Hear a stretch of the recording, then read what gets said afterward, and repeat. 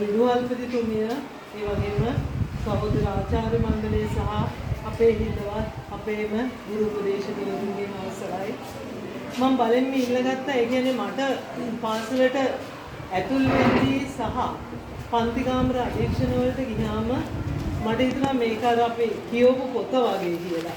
හරි අපූර්ව ඉස්කෝලේ වගේ පොත. මට හිතුණා අන්න ඒ වගේ පාසලක් හරි අමුතු තැනක්. මුලින්ම පටන් ගන්න විදුහල්පතිතුමියගේ මම ලොකුවට කතා කරන්නේ නැහැ විදුහල්පතිතුමියගේ භූමිකාව ගැන. මොකද ගොඩාක් පාසල් වලට ගියාම විදුහල්පති කියන භූමිකාව දිහා බලන්නේ ගුරුවරු බොහෝම නිකන් ඒ වචනේ පාවිච්චි කරන්න වෙන පොඩ්ඩක් අප්‍රසන්න හැඟීමක් තියෙනවා.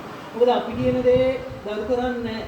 අපි කියන දේට අහුම්කම් දෙන්නේ නැහැ කියන මට්ටම කියනකොට කිසිම කෙනෙක් මම කතා කරුවා ගොඩක් ගුරු බෞතුන් එක්ක ඒ කිසිම කෙනෙක් විදුහල්පති භූමිකාව ගැන එක වචනයක්වත් වැරද්දක් කතා කරුවේ නැහැ. පුදුමාකාර විදිහට එතුමියව අගය කෙරුවා. ඉතින් ස්තුතිවන්ත වෙනවා ඔබතුමියගේ ඔය භූමිකාව ඔය ආකාරයෙන් දිගටම පවත්වා ගන්න කියලා.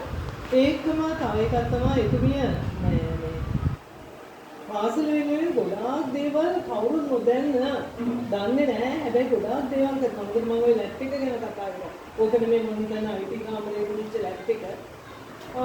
මම එහෙනම් ඔයගලන්ට අලුතෙන් ලැප් එකක් හම්බෙලා තියෙනවා කියලා නෑ. මේ අපේ මැඩම්ගේ තිබිච්ච එකක් තමයි අපිට දුන්නේ කිව්වා.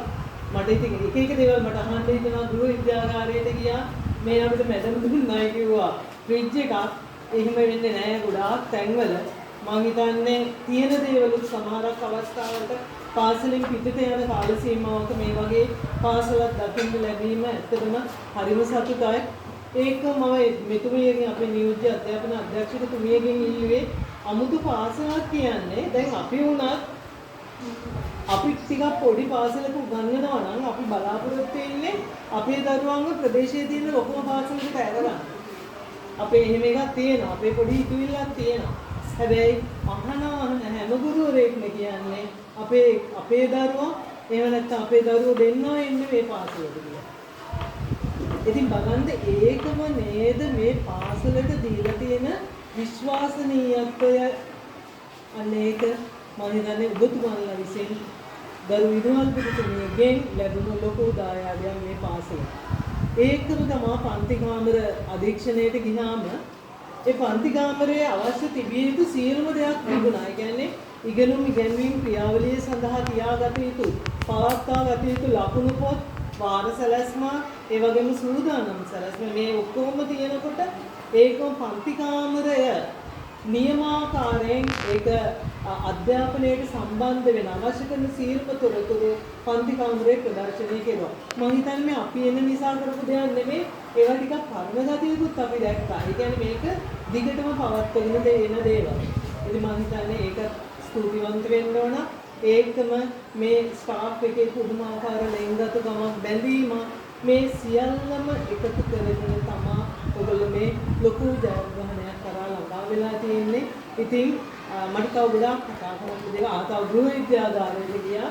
ඒ ගෘහ විද්‍යාගාරයට ගියාම ඒකත් හරි අමුතු තැනක් වුණා. මේ පුංචි කෑල්ලක් අපිට සංග්‍රහ කටයුතු පවා හොඳ සංග්‍රහයක් කෙරුවා. ඒ සංග්‍රහ කටයුත්ත පවා ඒ කරපු පුංචි කුටීරය තුල සිද්ධ වෙන දේවල් මා අමුතුම දේවල් සිද්ධ වෙනවා. මම එකින් එක ඇහුවා ඒවා ගොඩාක් දේවල් කියාගන්න හරි අමාරුයි. එතනින් මම ගොඩාක් හිතට කාවදිච්ච එක තමයි කියනවා. පිරිමි ළමයි 7 දෙනෙක් හිටියා කිව්වා. ඒ පිරිමි ළමයි 7 දෙනාම 100% ප්‍රතිඵලයකට මම ගෙනිච්චයි කියලා කිව්වා. ඉතින් ඒ වගේ මම මේ 14ක් ගැන කතා කරේ. මම හිතන්නේ බහුතරයක් ගුරු බවතුන් පුදුමාකාර ආදරණීය ලෙස පුදුමාකාර ඇල්මේ මේ පාසල වෙත එන්නේ ඒකම ළමයිට අධ්‍යාපන කටයුතු දෙන්නේ. ඉතින් මම ඔබතුමීට ස්තුතිවන්ත වෙනවා මට මේ චුට්ටක් හරි කතා කරන්න අවස්ථාව